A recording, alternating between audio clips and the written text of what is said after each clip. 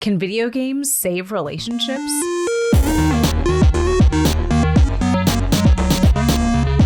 Hello and welcome to That Co-op Podcast where controller meets conversation. I'm Anna. And I'm Ed. If you're tuning in on your favorite podcast app, don't forget that we've got a video version on YouTube at That Co-op Couple where we play games while we chat.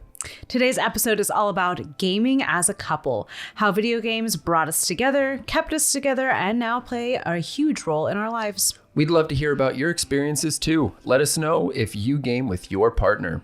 Drop us a comment and let us know. Let's get into it. So today we are playing Minecraft if you're joining us on our YouTube channel. So I'm just going to kind of outline our relationship, the start of our relationship, which started in 2016 when we were both at Penn State.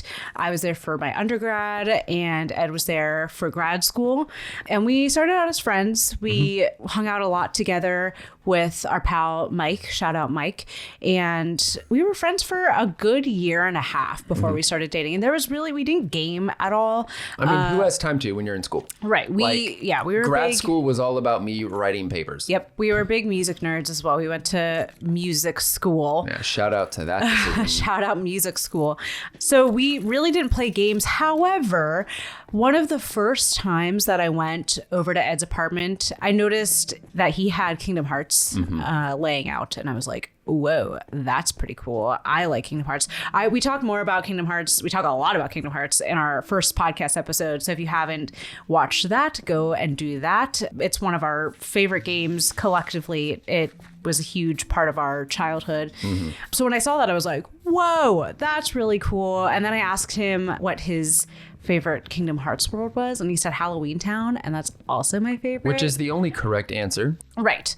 Unless you have a different one, then go ahead and drop that down below. But ours is Halloween Town, at least from the first one. I was like, oh my God. And granted, this was like still really early in our friendship relationship. But that was maybe like the first little thought planted in my brain. Yeah. So remember, fellas, you can bag your baddie with Kingdom Hearts. Show her that Kingdom Hearts collection, boys. That was maybe the first thought of like, oh, interesting. I'll put that in my back pocket. And then a year and a half later, it turned into a real life relationship. It's in our house. But again, we still didn't really play video games because we were just busy being students and nerds. So we didn't game until we became long distance, which happened when I graduated in 2019 and moved to Columbus to pursue grad school. And then he moved to Virginia, where we are currently, to start real life. To start the workforce for the rest of my days. Yeah. Obviously, then shortly after that in 2020 is when COVID happened. So it was a very isolating time for everyone.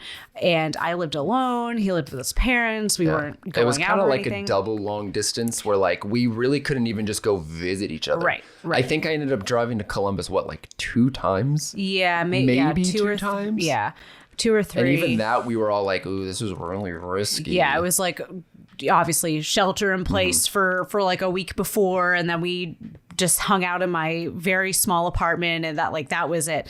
We also had to kind of figure out what we could play because I didn't have many consoles or anything like that. I had just recently got the Switch. Yeah. So that's kind of what we played off of. We had to kind of just go off of online games that were on the Switch, which turns out not a lot of options. Well, Nintendo's online services are not great in general. Right. And especially then in 2019, it was even more limited than it is now. We started playing Mario Kart a lot, which we play on the channel still a lot. And it's one of our favorites. And that was really what started it. Was we downloaded Mario Kart 8 Deluxe and played that all the time. It was such an easy game to sit down. It could be quick. Like we could literally just sit down and like play a couple rounds, or we could literally spend hours. Yeah, just play for hours. Playing and talking. Obviously the mini games were really big. The balloon battles. Yeah, balloon battles. You love the battle mode in Kingdom Hearts and Mario Kart. Yeah. You love the battle mode. The battle modes are so fun. Obviously, you know, the Grand Prix or whatever are really fun. I enjoyed those, but I thought it was so cool to have the battle modes because it just, you know, made it more interesting, but just like hours and hours of fun. We also did a lot of Animal Crossing, obviously, when everyone's COVID game. Right. When things hit, that was our classic cozy game. Again, another one where we could just sit down. Yeah, that was an easy one to just like, let's be honest, you don't do anything in Animal Crossing. No. You don't do anything at all. It was doing something, but also like we could just have a conversation. Right. We could just talk while there was just sort of something going on. It was kind of sad now that I'm thinking about it, because it's like we were hanging out virtually because we could, obviously long distance, but then COVID, like that was our only way, like it was our only way to hang out. Yeah. was to do that. That was the closest that we could be together. Yeah. It was a very unfortunate lineup of events where we went long distance and then the world shut down. Yeah. And unfortunately, it meant that there was really no way for us to see each other except for, as dumb as it sounds, inside of a video game. Right. And we did Skype, like we had video pulled up or like FaceTime pulled up so we could actually see each other. But yeah, I mean, that was like our little way of hanging out and like going over to each other's villages was like, hey, come over. We would play hide and seek in Animal Crossing and just like show off what we had built over the week and crafted and stuff like that, which brings us to the next game, what we're playing now, Minecraft. But there's a theme of just like a cozy game that's not too stressful. There's not too much going on. Obviously with Minecraft, like it could get but like stressful. we never played Minecraft the quote unquote correct way. No. We've never played Minecraft to beat the game. Right.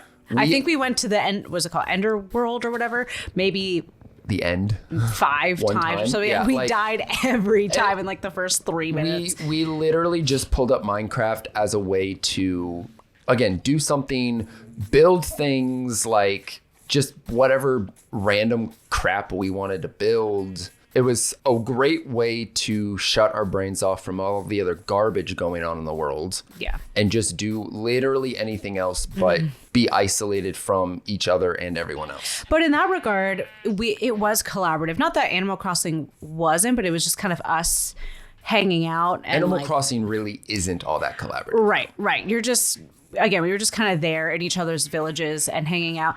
But for Minecraft, we were collaborating. Like we had to work together to build a house. And again, we went on like little adventures and stuff like that. So we would make sure we were all stocked and ready for the adventure and just go out and explore. And so it was more than just walking around and kind of killing time. It was like, oh, let's turn this on. And today we're going to build the Ender portal or whatever it's called, or today we're gonna make a glass roof for our house, or a ginormous phallic statue in front of our house that we did end up building. I was tempted to pull up our old world for this recording, but we didn't, so maybe one day.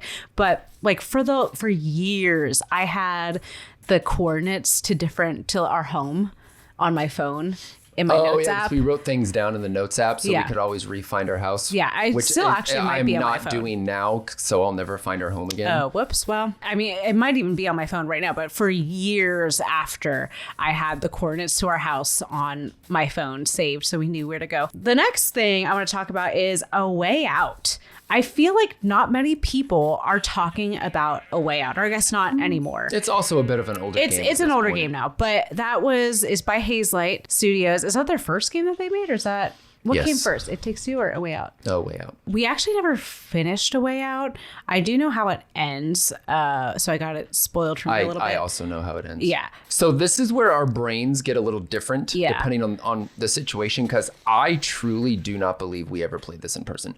I think we strictly played it online.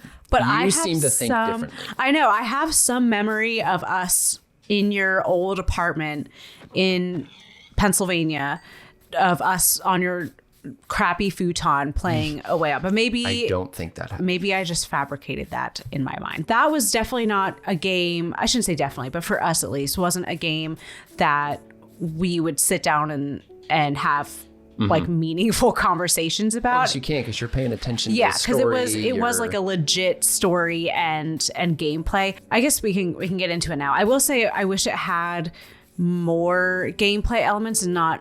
It was more story based for sure. But yeah, definitely more involved than a Minecraft or an Animal Crossing type of game. But I really, really enjoyed that, and I hope to play that again on the channel at some point. I want to go on to Keep Talking and Nobody Explodes. Oh, what a game. Oh my goodness. Have we played that on the channel? We have played it. It was one of the very first things we did on the channel, yes. Okay. So I want to play it again because we haven't played it in a very long time, probably since we put it up on the channel. It's such a good game. I feel like Potentially one of the best co-op games ever, just because it's such a unique concept. It's so cool, and it really worked long distance. It worked so well long distance because if you're not familiar with the game, one person is defusing a bomb and with the controller, and then the other person has a manual. And you have to go online to pull up like a PDF manual. Yeah, it's literally a website that you download a PDF on, and you have to deliver instructions to the person with the controller. They can't see the instructions, so you have to verbally say what they have to do. So it's very cooperative, very collaborative, and incredibly frustrating. But very stressful. Yes. But like in a fun way. Oh yeah. It's stressful in a fun way. Yeah, and there's so many different levels and iterations of it and difficulties because as you progress they get harder and harder and more elements are added and things like that.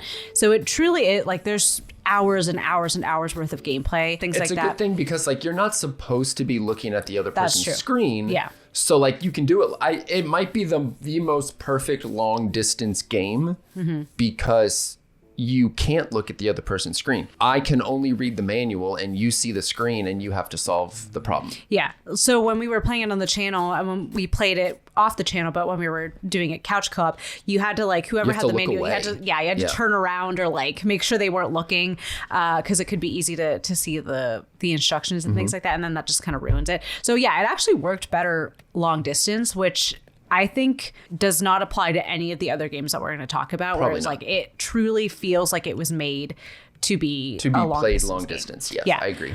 Long distance really shaped. It is kind of probably the reason why we ended up starting the channel. Well, and I'll pose this question to you because I have my opinions, but like, how successful do you think our relationship would have been if we hadn't played video? Like if one of us wasn't a gamer and that was not something that we did, how successful do you think that long distance relationship would have been? I think it still would have been successful, but it wouldn't have been as fun. Like like I said, I think I said this, maybe not.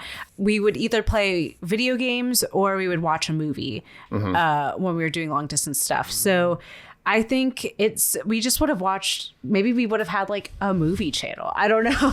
We would have been cinephiles or something like that. But no, we just would have watched like a ton of movies or like shows or something like that.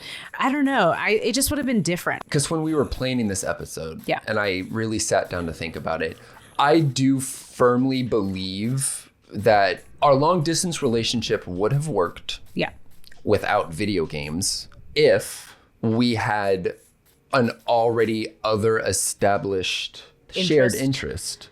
Other than what like our professions are. And you alluded and to it, we like watching movies, but neither one of us are cinephiles. Right. You know, we like watching TV shows, but neither one of us are really like really, really big on TV shows. Yeah. We had a shared interest of video games.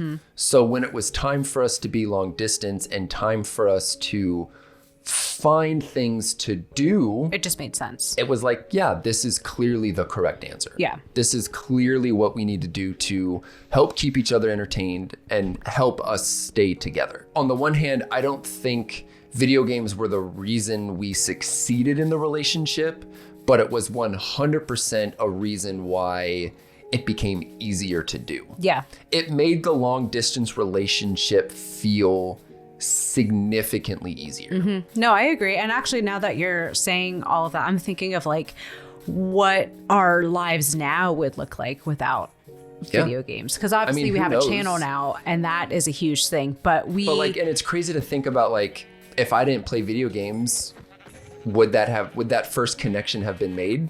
Right, because in the first episode of our podcast, I make it very clear I'm not really a gamer. Like I talked about all the games that I played, but I'm more of a watcher of video games, which is why I don't have the controller in my hands. I enjoy watching. I enjoy consuming video game content, but not necessarily playing them. I do enjoy obviously playing video games, but it's more natural for me to just like sit down and watch someone play. Yeah. So if Ed hadn't been so into video games already, I probably wouldn't have probably wouldn't have gone past like the Switch. Exactly. Honestly.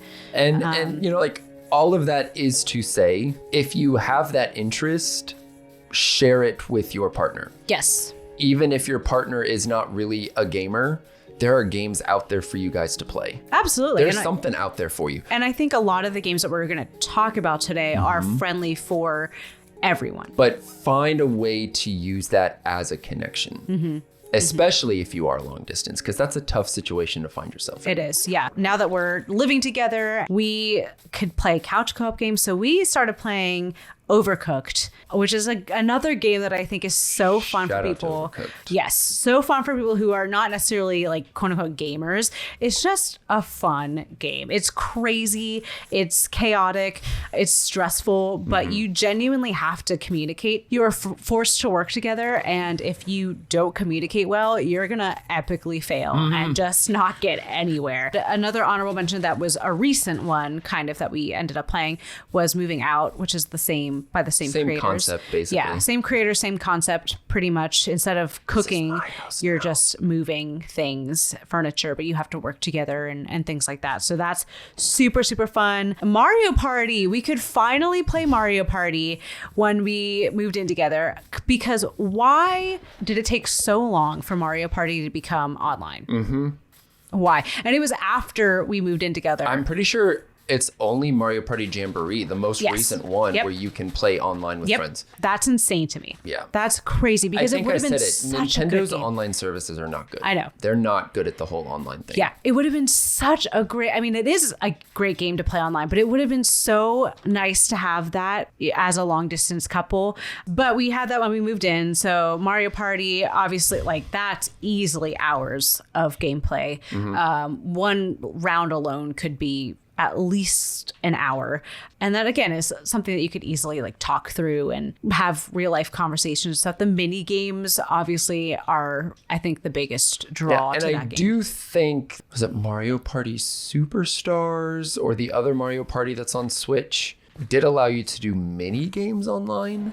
But the connection was always so it was just bad. Yeah. It's definitely one of those games where, same with Overcooked, where it could like make or break a relationship potentially, or at least maybe not that extreme, but it could cause some friction, if you will. Well, because at its core, it's a board game. Yes. It's a board game, which means you're relying solely on dice rolls for success or failure. Yep. Which is fun, right? You have that randomness of a board game. That's how board games are played, but you in particular have a history of just somehow always failing. I have the worst luck with Mario Party, or really any luck-based game, but definitely Mario Party. I just get screwed over so hard, and it's just so fun. There was a point really where like funny. We did not play Mario Party because it's just it was so brutal. Yeah. To the point where it just wasn't fun anymore. You literally were raging to the point where you were ready to walk away. Right, because it was like, how is this fun anymore? If by round 2 I'm already just doomed. It was fun. And there's well, of course it's funny to you. Moving on, I have some honorable mentions before we get into like the real co-op side of things. Honorable mentions, Snipper Clips. We played that. Technically, I think that was long distance, but it was when we were together, because it's not online. I'll tell you exactly the very first time we played that game together. It was at your parents' house. Yeah, at my parents' house, yeah. But I think that was during... I think we were long. You had gone home and I went up there to visit. I think it was like a winter break situation. But yeah, that is not an online game. It's a couch co-op game. But Snipper Clips is super cute. It's for the Switch. Yeah, it's just a little puzzle game. You're two little shapes and you have to like cut each other out to get like, I don't know. There's different levels and things like that. Like get a ball from one side of the screen to the other with cutting shapes and stuff. I don't know. It's just cute. It's fun. That also got a little frustrating too because you have to communicate, and that didn't always plan out. But very, very fun. The next one I have as honorable mention, Golf with Friends. That is on the channel. One of the first things that we played on the channel. That's super, super basic, super easy. That's on the Switch. And again, another really easy game to just pick up. It's mini golf. Like if you know how mini golf works, you can play that game. Right. You can add different. You're literally using the joystick to aim and then pressing A to putt. It's super easy peasy, but it's just fun. It's cute. Another one, this is also on the channel, Stick Fight game. Stick Fight is great. Yeah, it is addicting and it's fun and it's so super fast easy. paced. Yeah, fast paced. It's one of those games where like you can be like fun ragey. Yeah. Like you can yell at the like you're not yelling at each other, you're yelling at the game. Like you're getting frustrated at the game, because there would be moments where we played that where you would go on a streak of like just dozens of wins in a row. Yep.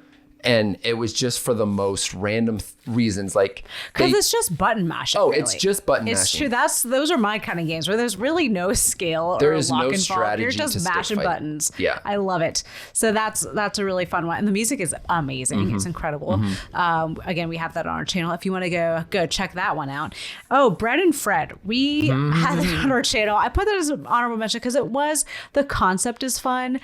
We just got a little too. It is a fun game. I think it was just too hard for our dumb brains. I would play it again. Yeah, no, I would too. I would play it again. Things that really, really require focus and communication and collaboration could easily become frustrating. Yeah. After a long day of teaching, because we're both teachers, some of these games are not the best to play at the end of a long day. When you just want to be calm. Yeah. And then it can like easily get very stressful. It's fun stress. It's obviously, very low stakes, but it's still a little frustrating. So that was, I think, one of the games that got a little too real in the frustration. We were just like tired and it got kid.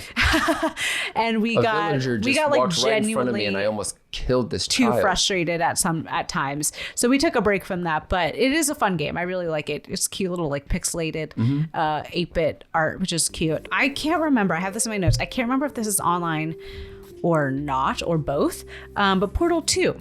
I believe Portal 2 can be played online. Don't hold me to that, but I think so. One of the best games ever. Oh, easily. People will say that forever. Yes. Yeah.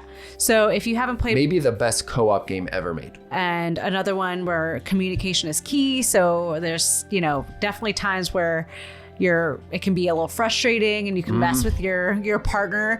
That definitely happened multiple times, but that's what makes it fun. So Portal 2 for sure. And It Takes Two. Oh, It Takes Two is just a phenomenal game. Yeah. I think I saved these last two for last because there's a lot to talk about. At least for the ones that we played, It Takes Two is probably the best co-op game.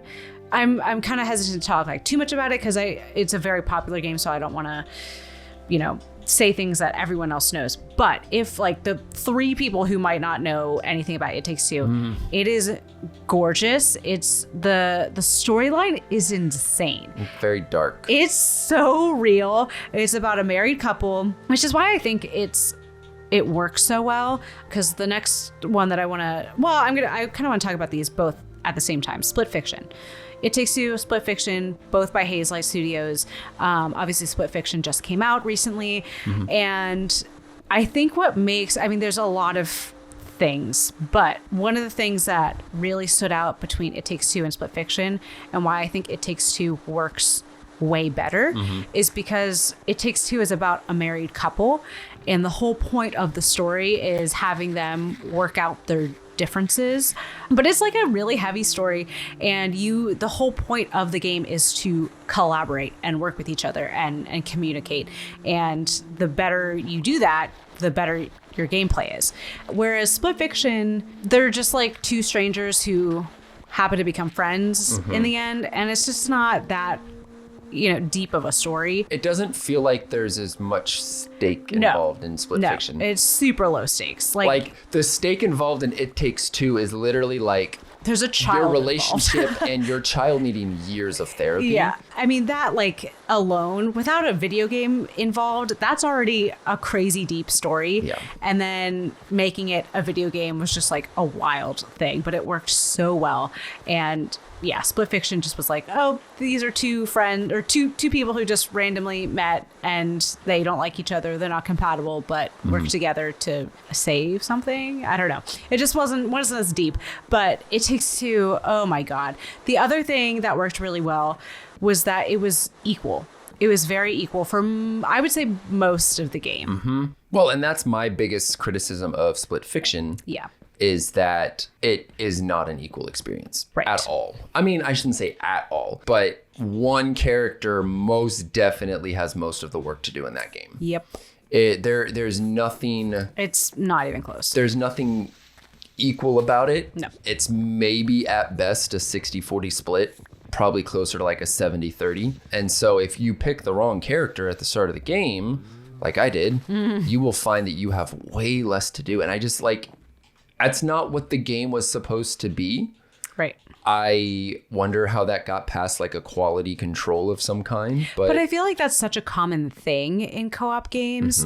And it just is, I don't know. I don't know how that, like you said, how that passes, because it's just not co-op at that point. It's like not co-op. Yeah, well, it's co-op, but it's co-op, not, but it's not equal. Yeah. And there's a difference. Yeah. It's still co-op, but there's not an equal opportunity involved. Right. And that's no fun if you're on the other side of the stick. Whereas, like I said, It Takes Two, I think, did that so beautifully. So the storyline is incredible. The gameplay is incredible. It varies a lot, which Split Fiction also had. I feel like it didn't do quite as much. I think it did. I think that's where Split Fiction shined. Okay. Was its variable gameplay. Okay. I mean, there definitely was. I just can't, we haven't played It Takes Two in a very long time, but that's another one I want to play again on the channel, because we did it without our faces when we first started our YouTube channel. So I definitely want to try that again. I will say, gorgeous game. Really, really beautiful. Both It Takes Two and Split Fiction are, I mean, they're different styles, but both really gorgeous games. And I thought for a co-op game like that, I mean, correct me if I'm wrong, but I feel like that really doesn't happen for co-op games. A Way Out, It Takes Two, Split Fiction, it feels like a real video game, if that makes sense. It's not just like a Mario co-op It doesn't happen because it doesn't happen. Right. Like, Hazelight Studios is probably the only company right now making games specifically designed to be played co-op. That look like that. That like are meant to be played with two people. And yes, you can play It Takes Two and Split Fiction by yourself. The game just controls the other character. But no one else is really making games designed specifically for the purpose of playing with somebody else. Yeah. There are plenty of games out there that have co-op modes, and there are plenty of games out there that have, ways where you can play with multiple people if you're willing to be a little creative, or like Mario, where you're just platforming together. But Hazelight is the only one saying, here is a game that was specifically designed to be made for two people. Yeah. And that's just not something that happens anymore. Shout out Hazelight. They're doing good work over there. I feel like if you're not a gamer, It Takes Two is still a really, really fun game. There will be a learning curve. I was going to say that one, and Split Fiction even more so. It is a learning curve for sure. It's not necessarily like a pick up and go Mario or Overcooked type of game. It is a very like well developed game. I'm not gonna say like, oh, you have to be an experienced gamer to play these games, but definitely like it's not as easy to sit down and do, which again is like another thing. It's not something you could sit down and just talk about your day over, at least not for us. But it was because the game or the storyline was so convoluted and interesting, at least for It Takes Two. Not so much for Split Fiction, in my opinion. But the storyline was so well developed that you really didn't need to have any of that extra stuff. It wasn't like a cozy sit down game. It was like actually involved. So if you're looking for something that's something you could just throw on and pick up whenever, maybe not start with It Takes Two, but it genuinely is probably the best, in my opinion, the best co-op game that you could play. Definitely with like your significant other, for sure. Obviously you can play it with, a friend or whatever, but I think It Takes Two specifically is a great game for couples. Just be prepared that if you're going to play it with your friend, to like smooch your friend at the end of the game. Smooch your friend. You'll be smooching. Oh yeah. You'll be smooching. There will be smooching. For sure. So that kind of wraps up the game portion summary of all the games that we enjoy playing as a couple. But I kind of want to delve into and we talked a little bit about this already, but what makes a good co-op game? What do we want to see? Before we do that, I'm going to have to stop you there. For a little breaking gaming news. Oh my gosh. We like to add a segment into our podcast where we recap some of the gaming news from the last couple of weeks that we haven't had an episode. There have been some good stuff. Not a whole lot of stuff as the last episode, but some big releases over the last week or so. Yeah, Metal Gear Solid Delta, which I believe is a remake of Metal Gear Solid 3, released last week, August 28th, for PS5, Xbox, and PC. Reviews are generally favorable, with many applauding the updated graphics but criticizing the game's controls and stealth difficulties. But if you're a fan of the Metal Gear Solid series, this is definitely something worth checking out. Everybody online knows that Hollow Knight Silk Song has finally released as of yesterday of our filming this, September 4th. One of the most anticipated games of the last several years will only cost you $20, which is insane. And even more important than that, the Switch 2 version costs exactly the same as the Switch 1 version, which is not something a lot of other companies are doing because indie devs actually care about you.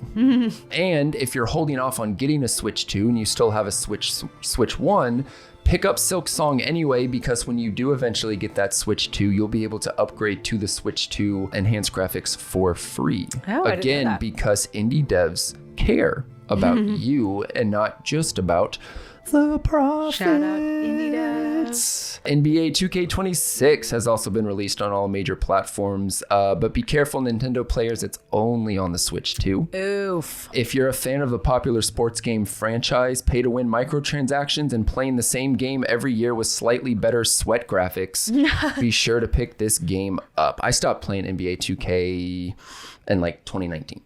Wow. And it's still the same game, so it's okay. I'm not missing anything at all. But the sweat graphics. But the sweat graphics. Upcoming releases you may be excited about include Borderlands 4 on September 12th for the PlayStation 5, Xbox, and PC. NHL 26 also September 12th for the PS5 and Xbox. Lego Voyagers, which is something we're both really excited about, releasing on September 15th for the PS5, Xbox, and PC. We're really curious about this game because it's a co-op Lego game. We love both those things. So we're really going to be looking forward to checking that one out here pretty soon in just a couple of weeks. And some other fun gaming related news. Amazon is producing a Life is Strange TV show. Oh, I saw that. Their intention to do this was announced like a decade ago.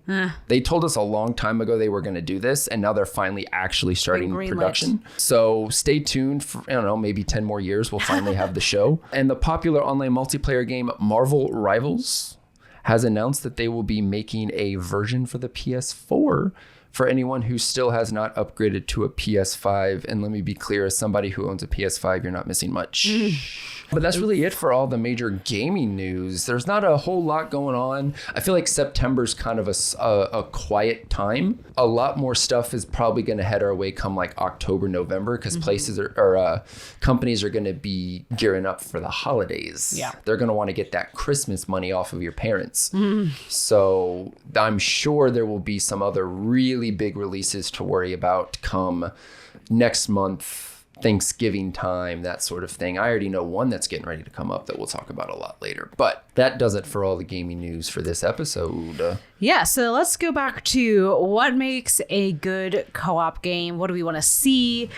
We talked... I have some very strong opinions about this. Well, go for it. I have some very strong opinions about this. The first and most important part of what makes a good co-op game is that you have to have equal roles in the game. Yeah. And I've already said it, but that was my biggest criticism of Split Fiction. Not that it's not a good game. It was a fun game. Not that it wasn't a good story. I thought it was a good story. Was it the best story ever created? No. The writing wasn't. The writing was a little off. The script was a little off. There were times the voice acting was really good, but there were times where like good voice acting can't save a bad script. Right. Let's just call it what it is. Right. It was not an equal experience. Yeah. But we can talk. We've already talked about that. Right. And especially coming off of It Takes Two, which again, we talked about. But which it was really just, felt like a true equal experience. Yes. So Split Fiction was just kind of, it was so highlighted that it was not equal because of, we went into it with the expectation of It Takes Two, where it was very equal. Yeah. And then it wasn't. Is Split Fiction a co-op game? Yes. Absolutely. Is it a great co-op game? I know there's a lot of people who are I'm sure it's gonna be nominated for Game of the Year. Again, compared to It Takes Two, no. It's not. It is not It Takes Two. Right. And unfortunately, you have to compare it to It Takes Two because it's the same company. You have no choice. But anyway, equal roles and other games that I think about when I thought about this topic was Super Mario Odyssey and DK Bonanza. Yes. Games that advertise that they have a way that you can play co-op, but reality is whoever player 2 does nothing. Really doesn't do anything to add to the experience of the game. That's so true. And I was quoting it to you where like those games were made to feel like your mom is screaming at you to let your little brother play the game. Yeah. So you hand them a controller to shut him and up. Your little brother gets to be Cappy or Pauline and DK Bonanza. Scream. And it almost in a way detracts from the experience of the game because you just said it. Pauline's only job in the game is to scream. Yeah. Which means the entire time your player your player 2 plays the game, it is just an onslaught of sound. And it's so annoying. And it's like, how did anyone think that was a good co-op game?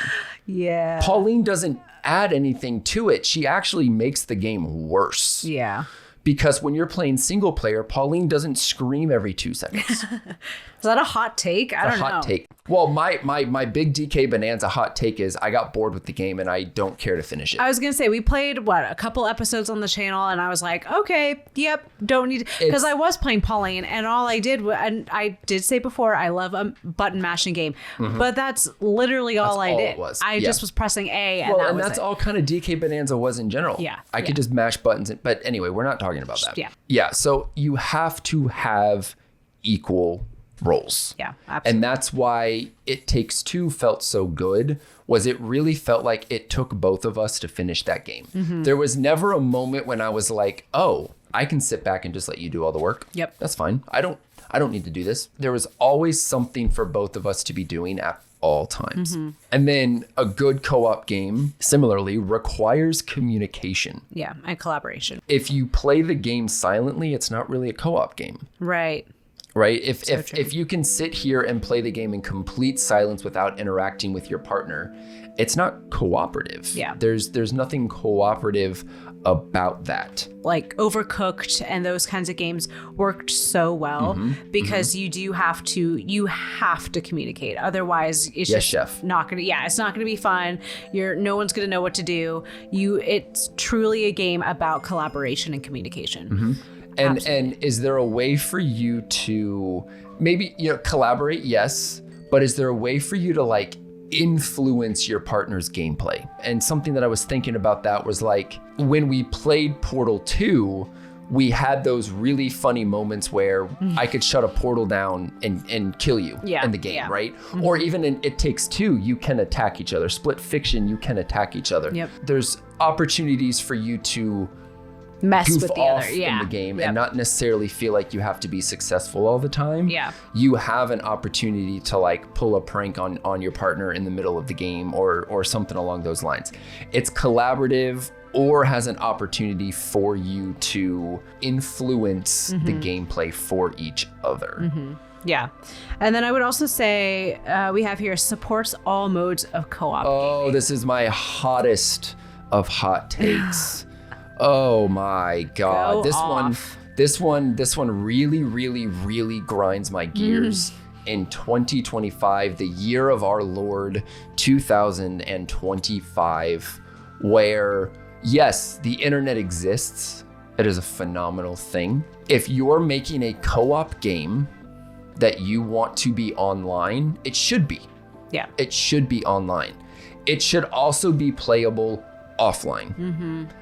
And I think a lot of development companies, a lot of game developers, a lot of publishers have kind of seen couch co-op as this thing that's disappeared since the internet has become such a strong part of everybody's life, that they're like, oh, it doesn't need to be couch co-op because someone can just play online. Yeah. You know what playing online requires more often than not? You and your friend to each own a copy of the game. Right. Online multiplayer, online Which co-op. is another reason why they push it, because then that means more money. Online co-op, kids, is a scam for the development for the publishers to make more money off of you. Hot take. And what I will say that Hazelight and some other games do because of that is if you get a game that has like a friend pass where you only need one copy of the game. So shout out to the games that understand that.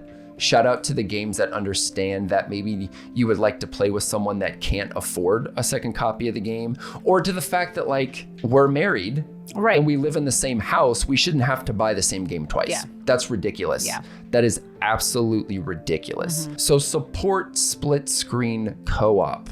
If you're gonna have online, you can have split screen. Yeah.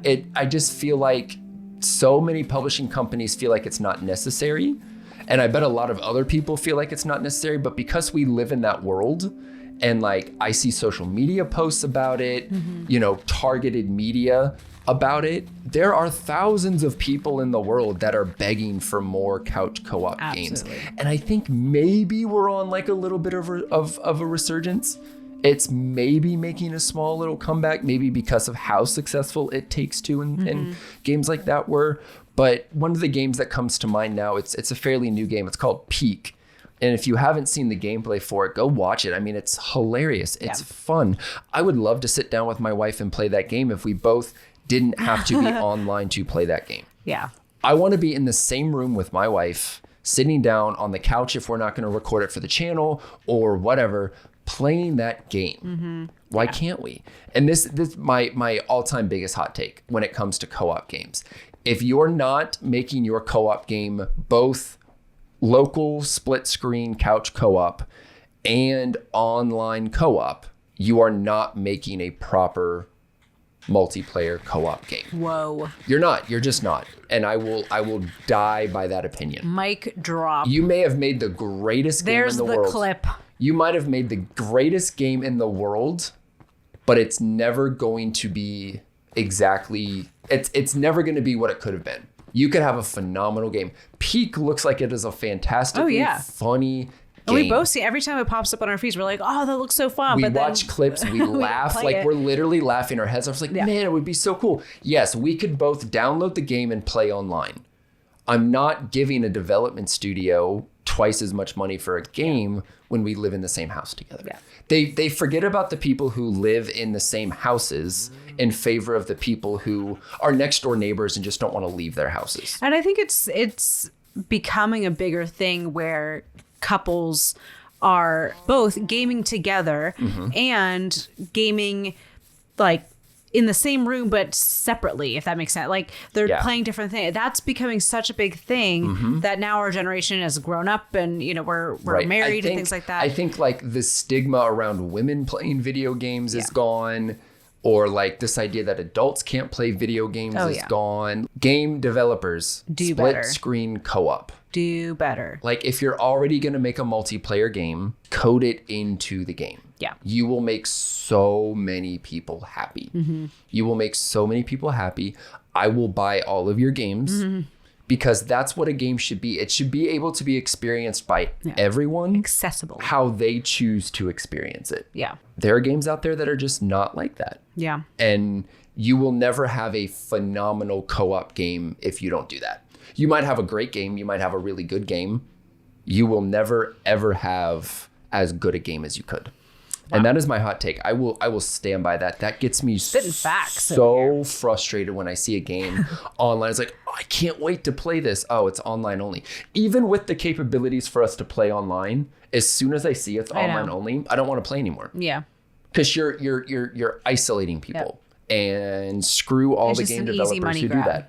Screw all the game developers who do that. Stop isolating people. Anyway, to follow that up, we're still talking about what makes a good co-op game. So that's a big one. A little less of a hot take is, I think, would be, it's kind of a two thing. Easy to pick up, but there's depth, and also short gameplay with less commitment.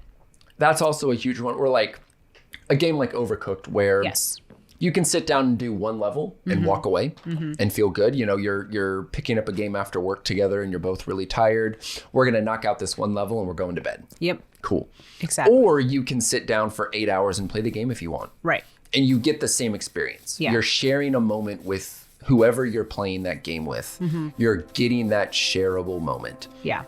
And we talked about, like, It Takes Two and Split Fiction are not necessarily those types of games. No, and again, a spot where Overcooked really excels as that like prime co-op game where if you're playing It Takes Two, you'll get stuck in the middle of a chapter that you got to finish. Right. Or get to a spot where it saves, a checkpoint or something. And that could take a little while. Yeah. Or because there's an actual storyline that progresses, if you all of a sudden, like, life gets in the way and you get really busy and you're gone for weeks on end and you can't game, then you're like, oh, well, now I kind of forget what happened while I was gone, and like now I have to go back or whatever. You pick up Overcooked and it's just like, the level I'm about to play is going to be harder than what I just did. Right. But I generally know what I need to do to play this game again. Yep. Or it's very easy to get back into it and be like, oh yeah, okay, I played one round, now we can, let's go. Yep. So definitely that aspect to it. Difficulty scaling with party size. This was something that you had down on the list. It's something that I think most co-op games like an Overcooked does. Yeah. It's not a unique concept to any one game. It's not a very new concept. Just the simple idea that if you're going to play a game with 4 people, the game should scale in difficulty or in the number of tasks you have to complete, so the 4 people feel necessary. Agreed. If the game stays the same way as it would be if you were playing by yourself and 4 people are doing it, all of a sudden you've got too easy of a game. Yeah, it's back to the equal. Or you've got someone standing around doing nothing. You know, Overcooked will scale and give you more tasks to do. Or I'm sure Moving Out might do a similar thing. Sure, Games that require more out of more people. I think that's super important, difficulty scaling. Yeah, for sure. And then the last thing that I have, which we already talked about, so I'll just kind of throw it out at the very end, gameplay variety, which I think It Takes Two and Split Fiction do so well. Same with... well, and that's their bread and butter. Right. And same with, I think they do it the best with co-op games, but same with Mario Party, Super Mario Bros. There were different gameplay options, variations. It didn't happen as frequently, but it definitely, when something changed, there was that moment of like, whoa, that's so cool. Golden chicken. Yeah, it's a weird, like, I don't know. Well, it's a dead golden red chicken now. But there was that moment of like, whoa, we're shadows now, or we're blobs now, or whatever. Like it changed it up and made it more interesting kept getting unique. There was always something new being presented to you. Yep. And It Takes Two, Split Fiction do that so well. And again, on the opposite, because we've talked about it, something where Overcooked doesn't do quite as well, because you know what to, in every Overcooked level, you kind of know what to expect. It's the same buttons. It's the same, you're moving around, same concept. Obviously it gets harder, but same concept. Whereas like Split Fiction, there were times I feel, those videos have gone viral, but like there have been times where the screen, you can go into each other's split screen. Like it's crazy gameplay that just hasn't been done before, or at least not to that level. And it keeps you excited. It keeps you wanting to see what comes next. Yeah. And it wasn't just like a couple of times. It was multiple times throughout each different world, different level. It changed a lot. And that was really what I think makes those games so popular, because they're just so innovative and creative with that kind of style. Hats off to those guys. I want to end it out, because we talked a lot about all these things, of the games that you need to play as a couple. That really, I think, if you're going to start somewhere playing a video game with somebody for the first time. Yeah. Here are the games that you need to check out. Yeah, especially as a couple. Obviously, again, the caveat is you could play these with anyone, with your mom, with your friend, with whoever. But as a couple, I think these are really, really spectacular games. Play with your mom, I dare you. And that is, obviously, It Takes Two. We talked about that. It's the ultimate couple game. It absolutely. Because it's about a couple. Yes. You will learn a lot about your partner playing that game based on how they react to things, the darkness of the story. You will see your partner's true personality come out in that game. It's a really beautiful game in general, but then also like specifically for a couple.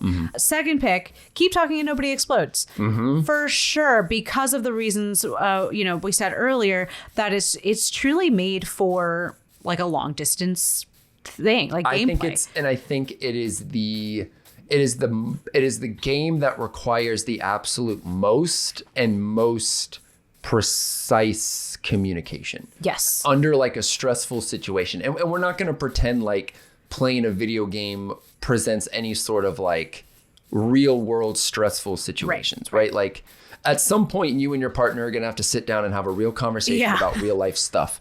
But could this game be a place to start learning how to do that? Because I wrote this down too when I was thinking about this. We've talked about this before, and people out there listening will sort of know what I'm talking about. We're like, back in elementary school, did you ever have to do like the peanut butter and jelly thing? Oh yeah. Where you had to write step down and describe step by step how to make a peanut butter and jelly sandwich to somebody. And like the teacher would take it so literally, and it was like, put it on the sand, and they'd like put their hand in the peanut butter. Inevitably, you realized how much you were leaving out because you thought it was so intuitive. Yep. You never told your teacher to grab a knife and put the knife in the peanut butter jar to get the peanut butter out. You just told her to take peanut butter and put it on bread, And I think that's what Keep Talking and Nobody Explodes does so well. It's so easy to leave out a detail. Yeah. Where like, oh, that wire was striped, or, oh, you have to find a serial number on the bomb, or is there an odd number of batteries? Like the amount of detail that has to go into that communication, I think is a really good sort of stepping stone towards the amount of real world detail that has to go into a conversation with your partner. Yep. It same with It Takes Two. It requires you to learn about each other, but then also about yourself, because if how you communicate, how your partner communicates, if you're like, how you listen and receive information, how your partner listens and receives information, because the game becomes so different if I'm reading the manual to you, or if you're reading the manual to me. That's the other thing. We didn't even talk about that. It can be a completely different game depending on who's playing. Different game based incredible on who's doing what role. Yeah. I think Keep Talking and Nobody Explodes might underrated. Be the place to start for co-op gaming. Super underrated, incredible game. I want to play it tonight. So for those reasons, I think it's definitely up there. And then lastly, I don't feel as strongly as I do for this one as I did the other ones, but Overcooked. We've mentioned it a ton in this episode. Overcooked is a phenomenal co-op. Yes, and because it kind of combines all those things, right? There's communication. You have to be a good communicator for it to be successful. So you're learning how to work with your partner, but then learning that, I can't receive verbal instructions well, or like I can't give verbal and at the same time, where you learn as part of a real relationship how to delegate roles to each other. Yeah. How to like, okay, I'm going to be over here doing this thing while you're over here doing this thing. We can put it together and have a final product. Yep. Or like being able to pick up the slack for somebody if somebody in the game gets overwhelmed. Or, you know, I mean, there's really a whole lot of real world implications to these games if you want to find them. Yes. Because sorry to anyone out there who believes this, but relationships are not 50-50. Correct. Very rarely It are can be, relationships right. It can 50-50. be, but most of the time But it's most not. of the time, you are going to have to find opportunities to pick up the slack for your partner. Mm-hmm. And you are going to have to be able to rely on your partner to pick up the slack for you. Yep. You may only be able to give 30% to the relationship one day, but then the next day, you're the one that can give the 70% to the relationship. And I think that's something where Overcooked really shines is, yes, you each have your role, but at some point things are going to get so overwhelming in that game where it's like, I have to come over and help you do this or we're screwed. Yep. I have to be able to do a little bit of your job and my job. Yeah. You have to be able to do a little bit of this job and that job. It's really helpful in trying to figure out how you would react to those things in the real world. Yeah. And it's something in general that I don't think people give video games enough credit for, is the Real life learning experiences. experience that Yep. you can get from it. Yep. And the learning experience that you can get from each other. I do firmly believe playing video games has made us stronger as a couple. Absolutely. Yeah. I firmly believe that. We have learned how to communicate to each other. We have learned how to be frustrated at each other, but we've also learned how to get over that frustration. Yeah. We've learned how to be upset for a little while, and then put on our big boy and girl panties and get over it and move on with our lives.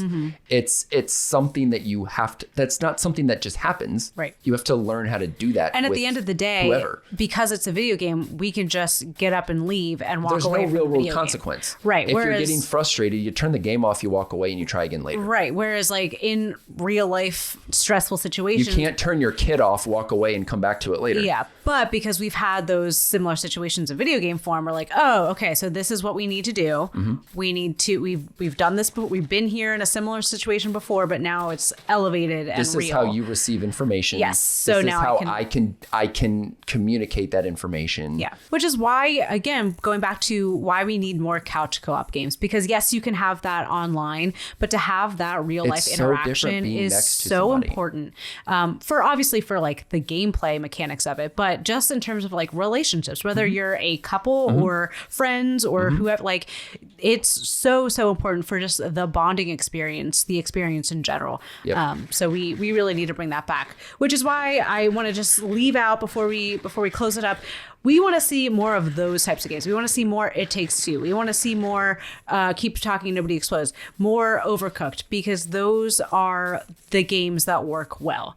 They have either all of these aspects that we talked about or a lot of them that are collaborative, they're equal, they can help a relationship regardless of, whether it's a romantic relationship or, whatever. Bingo. That's what we need more of for sure. Yeah. In this world. Let a video game try to repair a relationship with you and family. It's possible, and I bet there's experiences out there of people doing just that. For sure. But how much more powerful that is when you can sit down next to somebody and not just do it like across the world from each other. It is incredible that you can do it across the world. Right. Don't ever stop doing that either, because that's your pen pal. That's your way of staying in contact with people. But why not make it local too? It's a balance. Find Just that like balance. relationships. Wow. Mic Look at drop. us.